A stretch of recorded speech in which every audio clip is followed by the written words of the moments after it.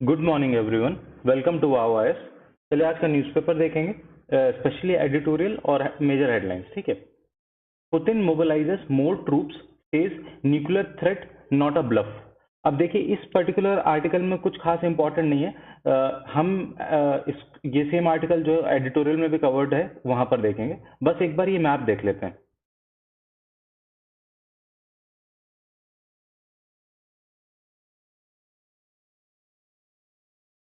देखिए before February 24, मतलब जो वॉर शुरू हुई थी उसके पहले क्या क्या कैप्चर करके रखा हुआ था रशिया ने। देखिए क्रीमिया एनेक्स्ड इन 2014, फिर ये लुहांस्क रीजन हो गया, और जो आपका ये डोनेट्स्क रीजन हो गया, ये पहले से कैप्चर्ड था।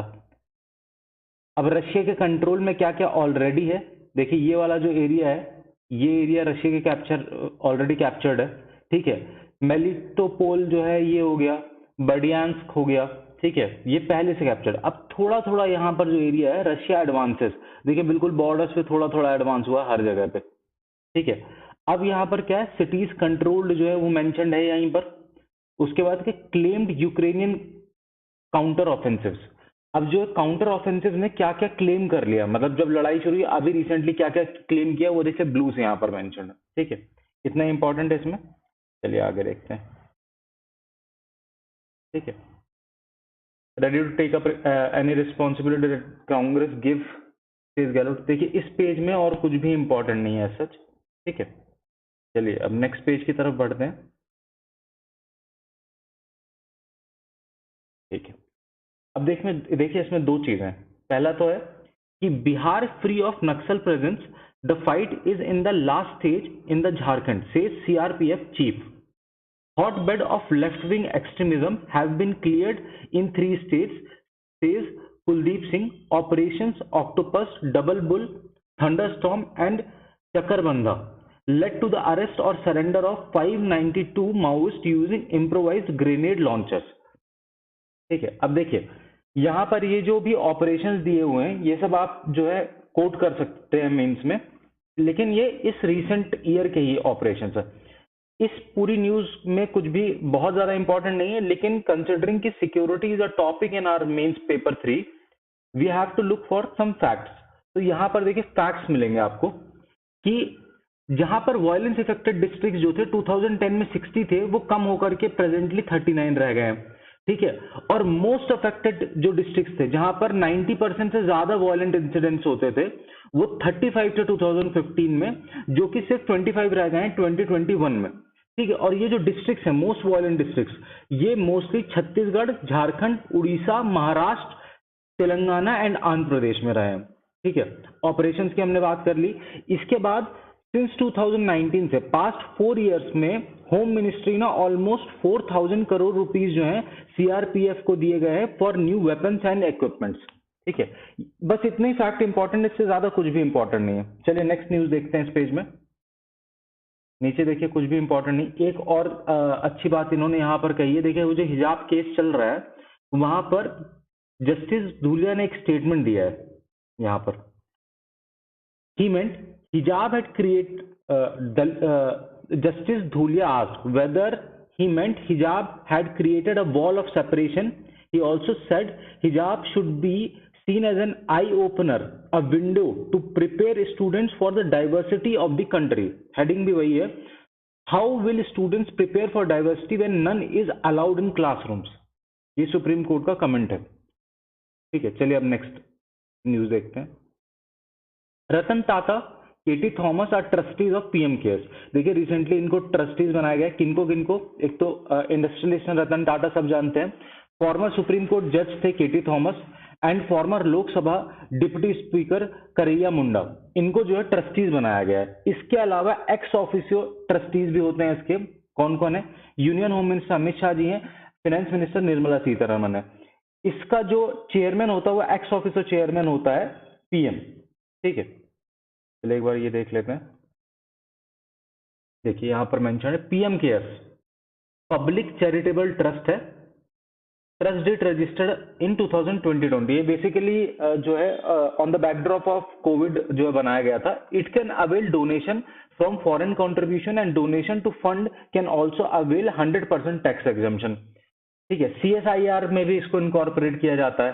ठीक है, prime minister is ex officio chairman of PM care fund and minister of defence, minister of home affairs and minister of finance of government of India are ex officio chairman.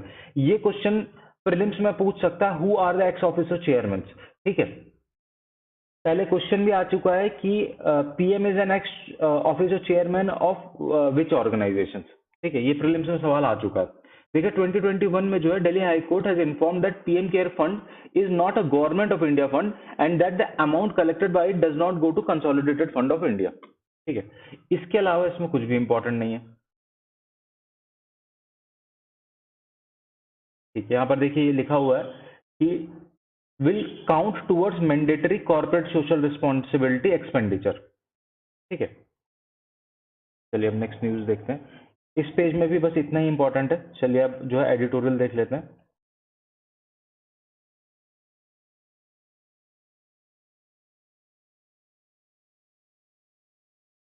चलिए अब देखिए editorial में जो Russian war को cover किया है, Russia और Ukraine war को। Dangerous moment, Putin should be should see setbacks as evidence of the irrationality of war.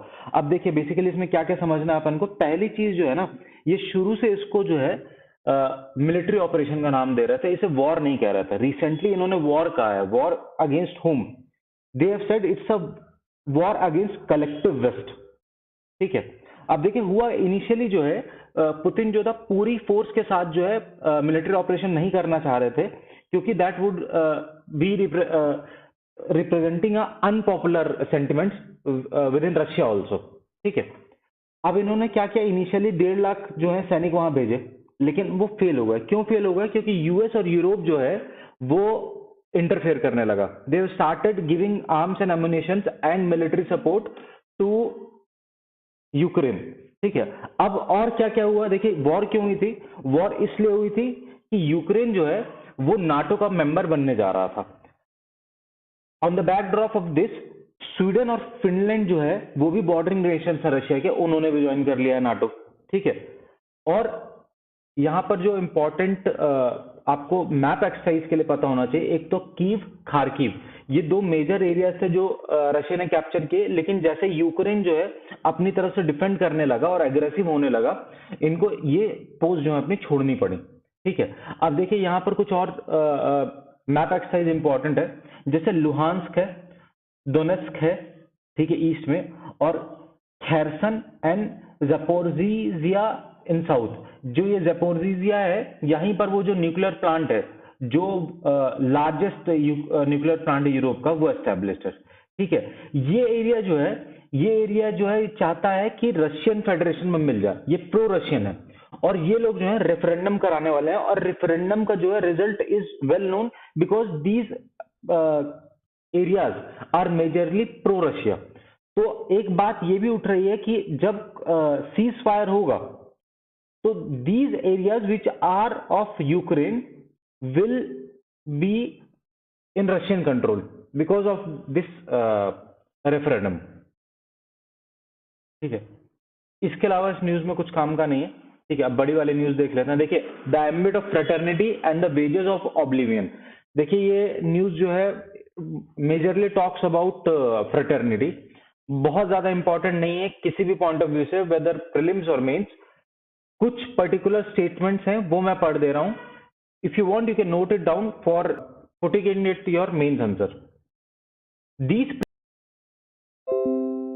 इन्होंने इसको इस तरीके से मेंशन किया था कि do not do to others what you would not want them to do to you.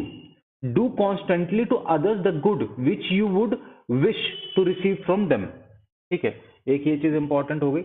और देखिए last but not the this, ये सबसे ज्यादा इंपॉर्टेंट है इस आर्टिकल में, कि कॉन्स्टिट्यूएंट असेंबली में दिसंबर 22 1952 में बी आर अम्बेडकर ने एक बात कही थी कि conditions precedent for the successful working of democracy. मतलब सक्सेसफुल वर्किंग ऑफ डेमोक्रेसी के लिए सबसे ज्यादा इंपॉर्टेंट क्या है?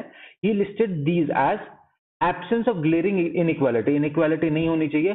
प्रेजेंस ऑफ एन अपोजिशन, एक स्ट्रॉन्ग अपोजिशन की जरूरत होनी चाहिए। Equality of law and administration, equality of law and administration.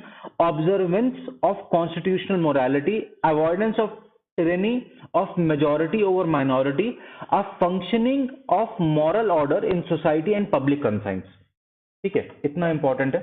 चलिए अब लास्ट न्यूज देख लेते हैं। अब लास्ट न्यूज क्या है कि देखिए, हो सकता है कि नेक्स्ट वीक तक जो है न्यू फॉरेन ट्रेड पॉलिसी आए। ठीक है, अब फॉरेन ट्रेड पॉलिसी के बेसिक एम क्या क्या होते हैं वो देख लेते हैं। इसका बेसिक एम यही होता है कि एक्सपोर्ट बढ़ाना है, इंपोर्ट कम करना है।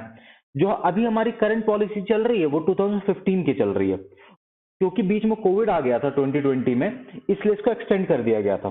तो अब जो है ये चेंज की जा रही है। ठीक है, अब मेजरली ये बहुत ज्यादा इंपॉर्टेंट क्यों है, क्योंकि पोस्ट कोविड एरा में जो आपका एक्सपोर्ट रहा है वो one of the major growth engine रहा है, स्पेशली फॉर इंडिया के लिए। तो पॉलिसी फोकसिंग और emphasising upon the current export should be emphasised upon. दूसरी चीज क्या है कि देखिए, वर्ल्ड जो है ना वो चाइना से डिपेंडेंसी कम करता जा रहा है, तो यहां पर इंडिया का जो रोल है टुवर्ड्स ग्लोबल ट्रेड वो बढ़ेगा। ठीक है, तो इसलिए अभी नई पॉलिसी जो है लाना बहुत इंपॉर्टेंट हो गया इन रीसेंट टाइम। ठीक है, अब देखिए प्रॉब्लम्स कहाँ कहाँ पर। अब एक और चीज है इसमें कि WTO compliant export incentive scheme हम लेकर के आए हैं, तो these things should be incorporated in our new foreign trade policy. Problems क्या हो रही हैं देखिए, जो एक्सपेक्टेड था इन 21-22 में जो हमारा टोटल एक्सपोर्ट से जो अर्निंग हुई थी वो हुई थी $422 बिलियन की। ये एक्सपेक्टेड था कि $450 बिलियन हो जाएगी इस ईयर, लेकिन जुलाई और अगस्त में जो है ग्रोथ कम हुई है, सिंगल डिजिट में हुई है। ठीक है, वाइल लेकिन वहीं पर जो इंपोर्ट बिल्स हमारे वो बढ़ते जा रहे हैं सिंस मार्च, मतलब हर महीने जो है $60 बिलियन से ऊपर रहा है। नंबर इंपॉर्टेंट नहीं है। ठीक है, अब ग्रोथ स्लो क्यों हो रही है इसको समझना पड़ेगा। देखिए, जो एक यूरोप है वहां पर कहीं ना कहीं इन्फ्लेशनरी प्रेशर बहुत ज्यादा बढ़ता जा रहा है, इन्फ्लेशन बहुत ज्यादा बढ़ जा रहा है, ऑलमोस्ट 9 to 10% तक रीच कर गया है। ठीक है, तो वहां रिसेशन का जो है एक डर बढ़ता जा रहा है। दूसरी चीज, यूएस भी बहुत अच्छा नहीं कर पा रहा है। ठीक है, अब देखिए एक सिचुएशन क्या है कि हमारे जो ऑर्डर बुक्स है ना वो फुल है, मतलब हमारे को ऑर्डर्स मिले हुए हैं, लेकिन लोग डिलीवरी को जो है डिफर कर रहे हैं, मतलब लेट कर रहे हैं कि नहीं अभी डिलीवरी मत दो, बाद में देना। तो unless and until delivery happens, money will not come to the country.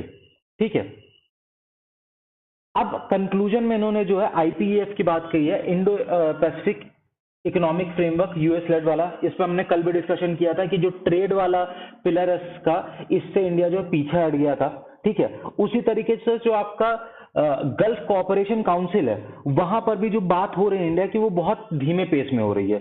और जो 1-to-1 फ्री ट्रेड की इंडिया फ्री ट्रेड एग्रीमेंट्स की बात कर रहा था वो भी कहीं ना कहीं सारे कंक्लूड हो चुके हैं, and there are not many left to be concluded. तो इनका ये कहना है कि जो मल्टीलैटरल ऑर्गेनाइजेशंस हैं वहां पर जो इंडिया शाय ऑफ कर रहा है कोई भी एग्रीमेंट करने से, उसके क्या रीजंस हैं उनको सॉर्ट आउट करना चाहिए इंडिया को, so that can be a global economy with in a limited framework and should have a greater pi in the global trade. चलिए, इतना ही इंपॉर्टेंट था आज के न्यूज़पेपर में, कल फिर मिलेंगे। Good day running, good day guys, happy learning.